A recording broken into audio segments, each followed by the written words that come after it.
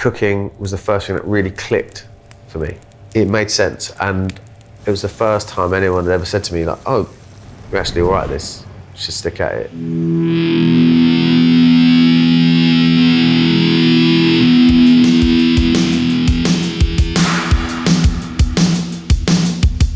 If I had to sum it up in a nutshell, I cook the food that I want to eat. High impact flavour, I would always sacrifice the way something looks to make something taste good. We don't use tweezers.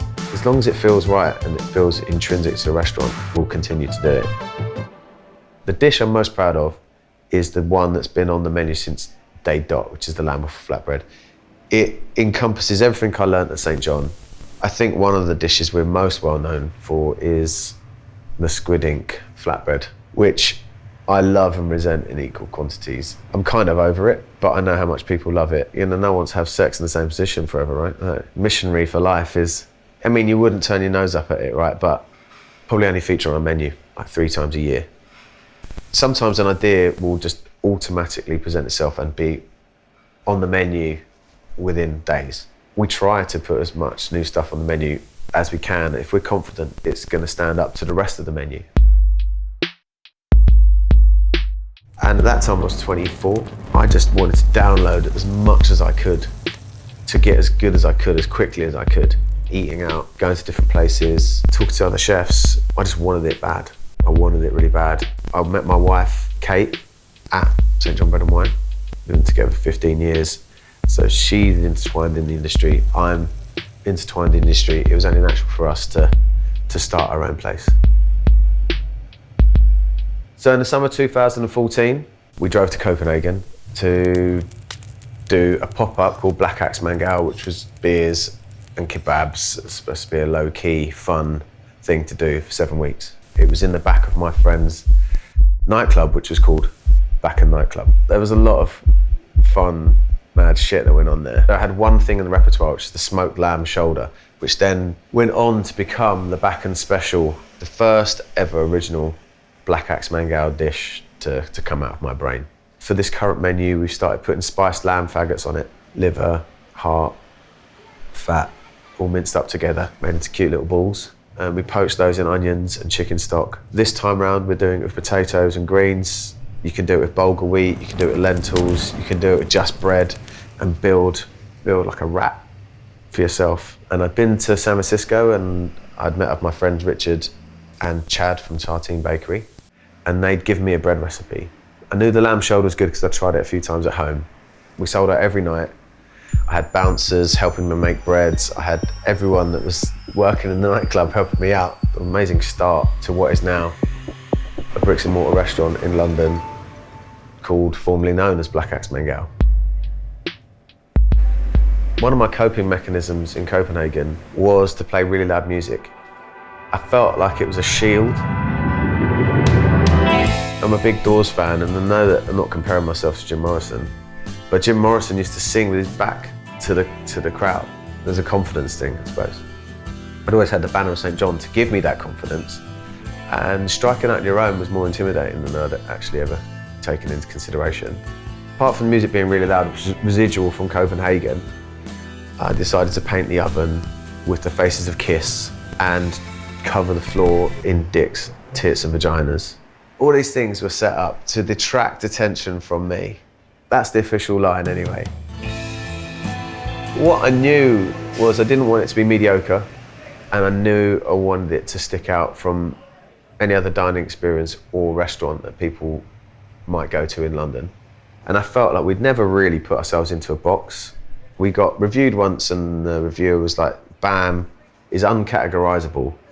And I hadn't really heard it in that context before, but I latched onto that because that's exactly how I want the restaurant to be perceived. There's plenty of other restaurants that cater for everyone's wide taste.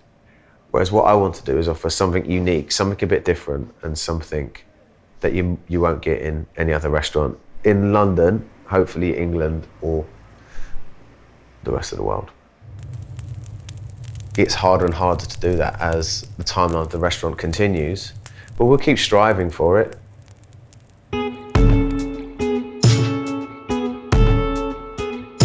Tamworth cheese is one of my favourite cheeses, and it melts particularly well. So we put a big chunk of, like a quarter of a wheel of Tamworth in the middle of the bread, on top of a bed of lyonnaise onions. So it'd be like what if you had a French onion soup.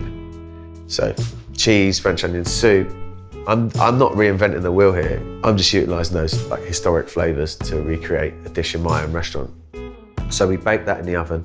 The bread puffs up around the Tamworth, and the lyonnaise onions get nice and bubbly and caramelised, and then I take it out. Once the cheese nicely melted, I pop a little blob of wild garlic butter on top of it, a little bit of truffle oil and some cornichons. We offer a full vegan menu alongside our meat menu, and we offer that every night of the week. We like to try and mirror the food that everyone else is having at the table, so the vegan doesn't feel ostracised from the experience. It's not always the first thought in some restaurants' minds that we're going to offer some really great vegetarian offerings and plates. I'm really proud of that, because I'd always shied away from that myself. Well, I want people to come and have a good time. I don't overthink it, to be honest. There's an element of trust, because it is a bit more of a full-on experience. Come with an open mind.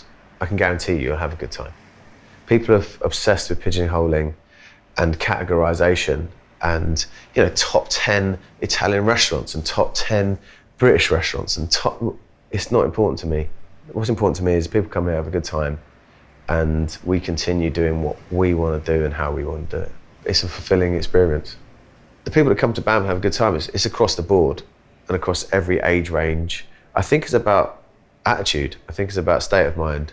On more than one occasion, the entire restaurant has got up off its chairs and danced in the middle of the restaurant, all together, switching partners, just abandoned their meals and had a dance for like 15, 20 minutes. And then we go back to eating. When people feel ownership of the restaurant and they can get up and dance, that's great. We were Black-Axe Mangala for all the way up until lockdown. Successful, busy restaurant, but during lockdown, I felt like that had kind of passed.